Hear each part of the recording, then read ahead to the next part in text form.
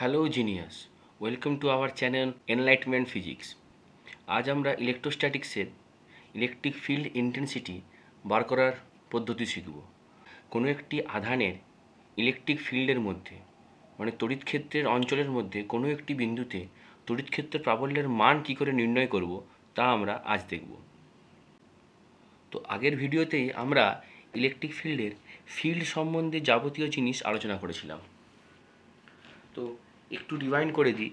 তো এই field intensity বের করার আগে ওই আগের টপিকটি সামান্য আমরা জেনে নিই।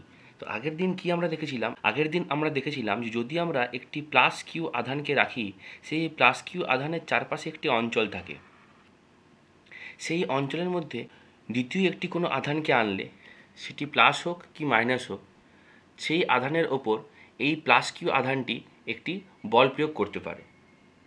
সেই অঞ্চলটি, যে অঞ্চলের মধ্যে এই প্লাস বা মাইনাস আধানটিকে আনলে এই প্লাস কিউ আধানটি বল প্রয়োগ করতে পারবে, তাকে আমরা তড়িৎ ক্ষেত্র বলেছিলাম। এবং আমরা আগের ভিডিওতে এটাও দেখেছিলাম যে ফিজিক্সের ভাষায় তড়িৎ ক্ষেত্রের আসল মানে কি। তো আজ আমরা দেখব যে কোনো একটি বিন্দুতে, মানে এই যে প্লাস কিউ আধানটি আছে, এই প্লাস কিউর চারপাশে যে তড়িৎ ক্ষেত্রটি আছে, সেই তড়িৎ ক্ষেত্রের কোনো একটি নির্দিষ্ট বিন্দুতে, যে কোনো একটি বিন্দুতে তড়িৎ ক্ষেত্রের মান কত হবে এবং তার দিকটি কোন দিকে থাকবে, সেটি আমরা এখন দেখব। যে একটি প্লাস কিউ আধান আছে এবং তার চারপাশে একটি অঞ্চল আছে। এই যে অঞ্চলটি আছে, এই অঞ্চলের যে কোনো একটি বিন্দুতে, ধরলাম এই বিন্দুতে আমি তড়িৎ ক্ষেত্র প্রাবল্যের মান নির্ণয় করব। এবং ধরলাম যে এই যে প্লাস কিউ আধানটি আছে, এই প্লাস কিউ আধানটি ও বিন্দুতে আছে। অর্থাৎ তড়িৎ ক্ষেত্র প্রাবল্যে যখন আমরা ডেফিনেশন লিখি, তখন আমরা লিখি E equal to limit q tends to 0 F by q. অর্থাৎ যদি আমরা একটি প্লাস কিউ আধানকে এই এ বিন্দুতে নিয়ে আসি, তার উপর যদি এফ বল ক্রিয়াশীল হয়, তাহলে ওই ফোর্স বাই আধান, মানে এই আধানটির উপর প্রযুক্ত বল এবং এই আধান, যে আধানটিকে এখানে নিয়ে এসেছি, সেই আধানের মানটির অনুপাতকে আমরা ইলেকট্রিক ফিল্ড বলেছিলাম। বললাম কি, একটি প্লাস কিউ আধান আছে, প্লাস স্মল কিউ আধান আছে, এই আধানটিকে আমি এ বিন্দুতে নিয়ে এলাম। অর্থাৎ এই আধানটি এ বিন্দুতে অবস্থান করেছে ধরলাম, এবং কিউ থেকে এর দূরত্ব ধরলাম স্মল আর। তাহলে এই ক্যাপিটাল কিউটি প্লাস আধান এবং এই স্মল কিউটিও প্লাস হওয়ার জন্য এখানে প্লাস কিউ আধানটির ওপর এদিক বরাবর একটি বল ক্রিয়াশীল হবে, তার মান দিলাম এফ। তাহলে অ্যাকর্ডিং টু ডেফিনেশন, এই বিন্দুতে প্লাস কিউ আধানের জন্য তড়িৎ ক্ষেত্র প্রাবল্যের মান কত হওয়া উচিত? E equal to F by q. এখানে লিমিট কিউ টেন্ডস টু 0 কেন করলাম না? এখানে লিমিট কিউ টেন্ডস টু 0 এই জন্যই করলাম না, কারণ এখানে কিউ এর একটি নির্দিষ্ট মান আছে, সেই মানটি খুব ছোট মানের নয়, আমরা লিমিট কিউ টেন্ডস টু 0 করতে পারলাম না। এরপরে চলে যাচ্ছি কোথায়? তাহলে দেখো, ফোর্স ক্রিয়াশীল, তাহলে ফোর্স ক্রিয়াশীল মানে ফোর্স একটি ভেক্টর রাশি, তাহলে কোন দিক বরাবর ক্রিয়া করছে না, ও টু এ বরাবর ক্রিয়া করছে। মানে আমি এখানে লিখতে পারবো ও এ হ্যাট, মানে ও থেকে এর দিকে এই আধানটিকে প্লাস কিউ আধানটি ছিটকে দিচ্ছে বা সরিয়ে দিচ্ছে বা বল প্রয়োগ করছে। তাহলে এখন যদি দূরত্ব হয় স্মল আর, আর প্রত্যেকটি এই আধানটির মান হয় প্লাস কিউ এবং এই আধানটির কিউ প্লাস স্মল কিউ, তাহলে কি আমরা কুলম্বের সূত্র অনুযায়ী F equal to 1/4 pi epsilon naught capital Q small q by r square লিখতে পারবো। তাহলে এসআই এফের মান কত হলো? 1/4 pi epsilon naught capital Q small q by r square. তাহলে ই এর মান কত পাবো? 1/4 pi epsilon naught capital Q small q by r square whole by small q. তাহলে স্মল কিউ আউট হয়ে যাবে, আর এখানে একটা ও এ হ্যাট থাকবে। তাহলে 1/4 pi epsilon naught capital Q by r square o a hat. অর্থাৎ এখানে যদি আমি ও এ হ্যাটকে আর হ্যাট দিয়ে রিপ্লেস করে দিই, তাহলে কি লেখা যাবে? তাহলে লেখা যাবে, এখানে মনে রাখার বিষয়, এখানে প্রত্যেকটি কিন্তু ভেক্টর রাশি, এখানে ইলেকট্রিক ফিল্ড কিন্তু ভেক্টর রাশি।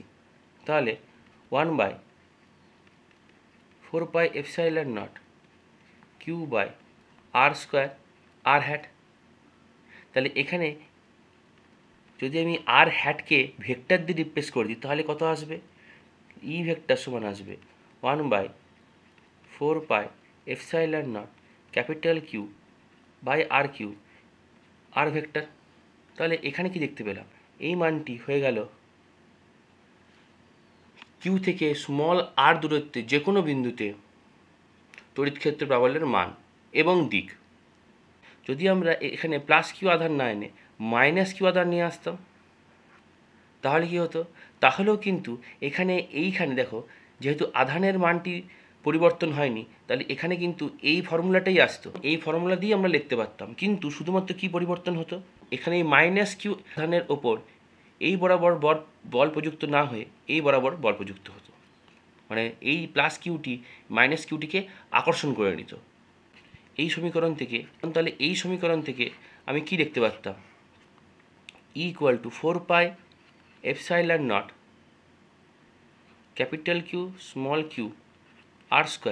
তখন কিন্তু দেখো এ থেকে ও এর দিকে বল কাজ করছিল, তাহলে তখন কিন্তু এফ যে বলটা আছে, এফ বলটা এ থেকে ও এর দিকে কাজ করছে। তার মানে কি আমি এখানে এ ও হ্যাট লিখতাম।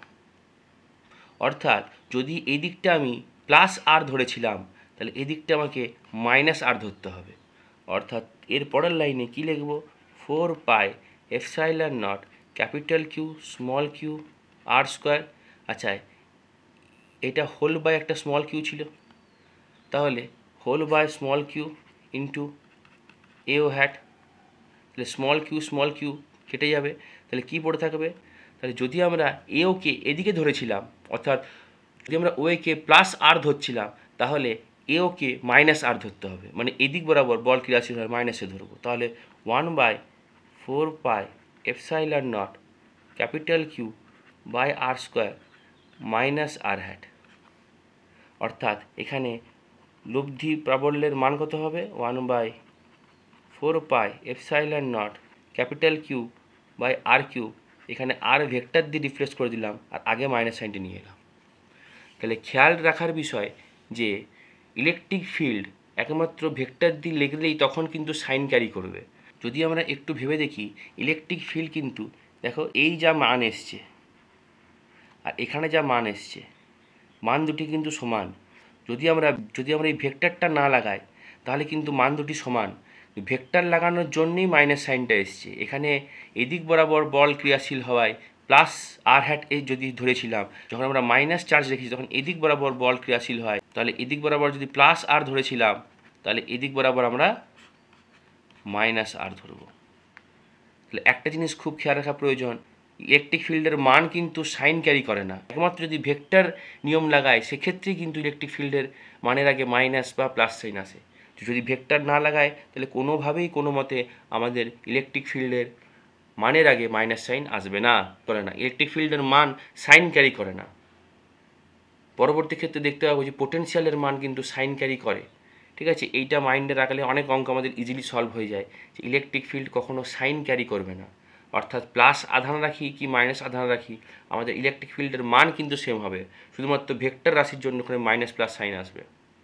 তো আজকের মতন এই পর্যন্তই। আশা করি তোমরা বুঝতে পেরেছো। Bye genius.